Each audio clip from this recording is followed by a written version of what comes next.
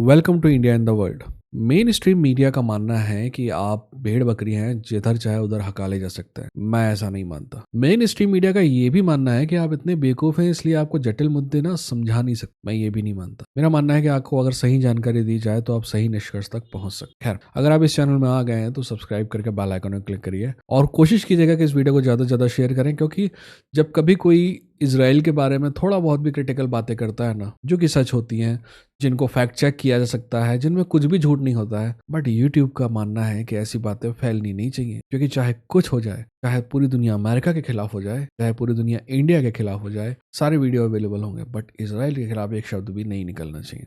खैर, ये वीडियो वैसे भी इसराइल के लिए है नहीं, और फिर भी मैं आपको बोल रहा हूँ कि शेयर कीजिए। हम बात करेंगे कि एक ना छोटी सी विंडो खुली हुई है, छोटी सी खिड़की खुली है शांति को लेके, और वो कैसे खुली है इस पे बात करेंगे, और क्या उसका फायदा उठा पाएगा अमेरिका और ईरान, उस पर भी बात करें। वैसे 2 मिनट लेके मैं आपको समझाऊंगा मीडिया आपको मैनिपुलेट कैसे करता है इन जो सारी वॉर में। देखिए, जब कभी इसराइल और फिलिस्तीन के बीच में कुछ चल रहा होगा ना, पहली बात तो ये बोलते हैं इसराइल फिलिस्तीन के बीच में वॉर चल रही है, गाजा वॉर का वर्ड यूज करते हैं। एक साइड बिल्कुल 10-15 हजार लोग हैं जो थोड़ी बहुत बंदूक लेके खड़े हुए हैं, और दूसरे साइड दुनिया की सबसे एडवांस आर्मी में से एक आर्मी है। इन दोनों के बीच में वॉर हो सकती है क्या? इंसर्जेंसी आप कह सकते हैं। बट फिर भी आपके के सारे पत्रकार इसराइल पहुंच जाएंगे और जो रॉकेट इसराइल में गिर रहे हैं उनको गिरते हुए बताएंगे, देखिए ये रॉकेट इधर गिर गया, देखिए ये रॉकेट इधर गिर गया, देखिए इतना नुकसान हो गया, उधर नुकसान हो गया। वो ये नहीं बताएंगे कि इसराइल की तरफ से उस गाजा में बंकर बस्टर बम गिर। वो ये नहीं बताएंगे कि कभी कभी नपाम का भी यूज हो रहा है। वो ये नहीं बताएंगे कि कभी कभी छोटे मोटे केमिकल वेपन्स का भी यूज हो रहा है।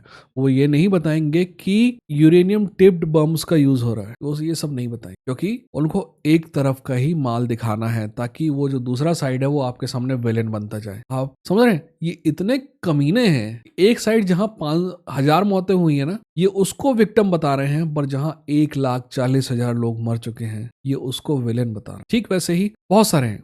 आप ट्विटर में खोल के देख लीजिए, बहुत सारे पत्रकार हैं जो सबके सब यूक्रेन पहुंच गए। पता है क्यों? क्योंकि अमेरिका ने इनको पैसा दिया फ्लाइट का और पहुंचा दिया यूक्रेन, और यूक्रेन वालों ने इनको मस्त होटल में ठहराया। ये यूक्रेन गए और बता रहे हैं कि रशिया इधर से बम फेंक रहा है, जबकि रशिया हमारा दोस्त है। रशिया इधर से बम फेंक रहा है। अगर रशिया वहां से बम फेंक रहा था यूक्रेन में, तो ये बदले में फूल फेंक रहा था क्या यूक्रेन? ये आपसे नहीं बताएंगे कि 2014 से लेकर 2021 तक यूक्रेन ने एक तरफा बमबारी में 14,000 लोग मार डाले, अपने ही देश के रशियन मूल के लोग। ये नहीं बताएंगे, क्योंकि ये बताने से इनकी तनख्वाह कट जाएगी। इनका तनख्वाह, पैसा, सब कुछ जो है कहाँ से आता है आपको पता। खैर, अब आप बोलेंगे कि मुद्दे से भटक गया, बट थोड़ा बहुत नॉलेज आपको होना चाहिए, राइट? वर्दी और नॉन वर्दी विक्टिम वाली बात होती है, ठीक है ना? फिलिस्तीन में अगर एक मासूम बच्चा में मर रहा है तो इनको फर्क नहीं पड़ता, क्योंकि इनके लिए वो एक वर्दी विक्टिम नहीं है। वही एक रशियन बच्चा मर रहा है तो इनको फर्क नहीं पड़ता है, क्योंकि ये उनके लिए एक वर्दी विक्टिम नहीं है। वहीं अगर यूक्रेन का कोई मरता है तो ये वर्दी विक्टिम है, वो बड़ा हो गया। ठीक वैसे ही अगर इसराइल का कोई बच्चा मरता है या फिर अमेरिका का कुछ जरा सा भी नुकसान होता है तो ये इनके लिए वर्दी विक्टिम हो गए, ठीक है ना?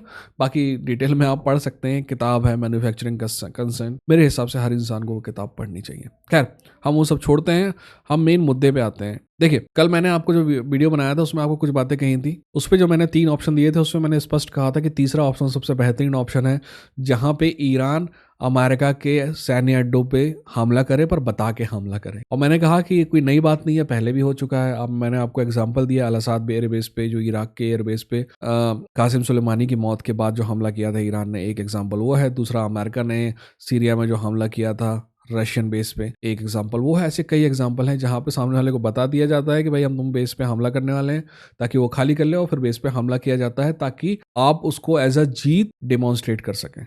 ठीक है, तो ईरान ने वही किया और मेरा मानना था वही सबसे बेस्ट ऑप्शन। मैं थोड़ा सा डिटेल में समझाने की कोशिश करता हूँ। देखिए, अमेरिका ने आपसे ये कहा कि हमको न्यूक्लियर ईरान चाहिए ही नहीं। शिव अरोड़ जैसे चूतियों ने -N करके दिखा दिया आपको कि भाई अब तो न्यूक्लियर ईरान बन नहीं सकता, जबकि ये बेवकूफ़ी वाली बात है। ईरान को अगर डीन्यूक्लियराइज करना है तो इसका एक लौता सोल्यूशन ईरान को इन्वेट करने का है, आसमान से नहीं, जमीन से, ताकि वहां पे रिजीम चेंज की जा सके और ये सारी चीजें की जा सके। पर ऐसा अमेरिका ने नहीं किया। अमेरिका ने क्या किया?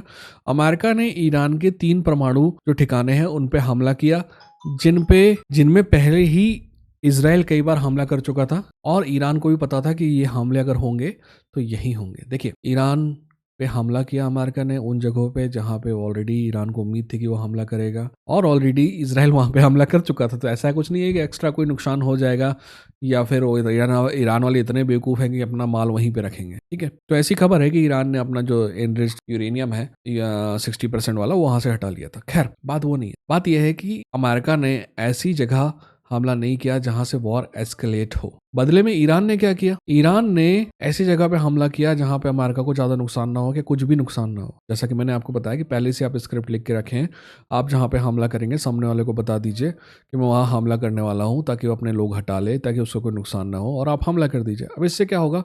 इससे ठीक वही होगा जो अमेरिका के साथ हुआ।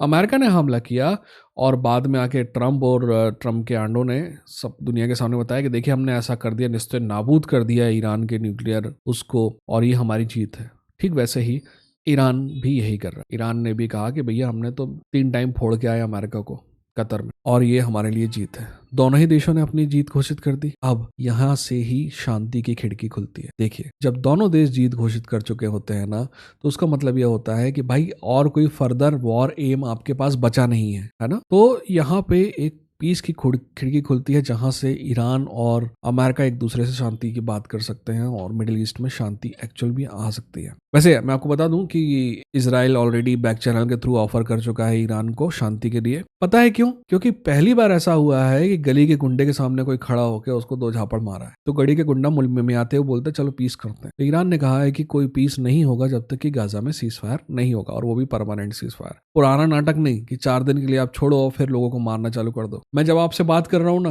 पिछली रात को 54 लोग मारे गए गाजा में, उसके पहले 144। देखिए, मेरे को तो आप जानते नहीं है, बट एक डॉक्टर प्रकाश रे हैं, आप उनको फॉलो करिए ट्विटर। मुझे नहीं पता कि ये चैनल कितने दिन देगा चलेगा, क्योंकि 5-5 व्यू आएंगे तो मेरा भी मन नहीं होगा वीडियो बनाने का, बट आप डॉक्टर प्रकाश रे को फॉलो करिए, और वो आपको कोशिश करेंगे कि सही चीजें समय समय में बताता रहे। ठीक है ना? जैसे कि मैंने आपसे वादा किया कि जब भी आप वीडियो देखकर उठेंगे तो आपके पास पहले से ज्यादा नॉलेज होगा। प्रकाश भाई को आप फॉलो करिए, मैं गारंटी देता हूँ कि आपके पास हर दिन पहले से ज्यादा नॉलेज। मैं अपने आप को फॉलो करने के लिए भी कह सकता हूँ, but I don't think so कि आप वो करेंगे। ठीक है ना? तो ये जो विंडो है, देखते हैं इसका क्या होता है। वहीं देखिए यार, ऐसा मैं नहीं कहता कि मीडिया हर चीज झूठ बताता। देखिए, मीडिया अगर हर चीज झूठ बताएगा ना, तो आप देखेंगे क्यों? मीडिया आपसे 50% सच बताएगा ताकि वो क्रेडिबिलिटी बनाए और आपके दिल में अपने लिए विश्वास पैदा करे, और उस विश्वास का उपयोग वो आपसे झूठ बोलने के लिए करे। ठीक वैसे ही जैसे कि अगर आपको किसी को धोखा देना होता तो आप उससे पहले विश्वास बनाते हैं, उसके लिए अच्छी चीजें करते हैं, उससे सच बोलते हैं ताकि वो आप पे विश्वास करने लगे, और फिर उसको धोखा देते। मीडिया आपसे वैसा ही करता। बट अगर आप नॉलेजेबल होंगे ना, जो मीडिया के सच और झूठ को छान पाए, तो मीडिया अपनी ये हरकत बंद कर। ठीक है ना? बस अपना ख्याल रखिए, अपने को ख्याल रखिए। ये था इंडिया इन द वर्ल्ड। ध्यान रखिए, नॉलेज इकलौती ऐसी चीज है जो आपसे कोई चुरा नहीं। ठीक है? Take care.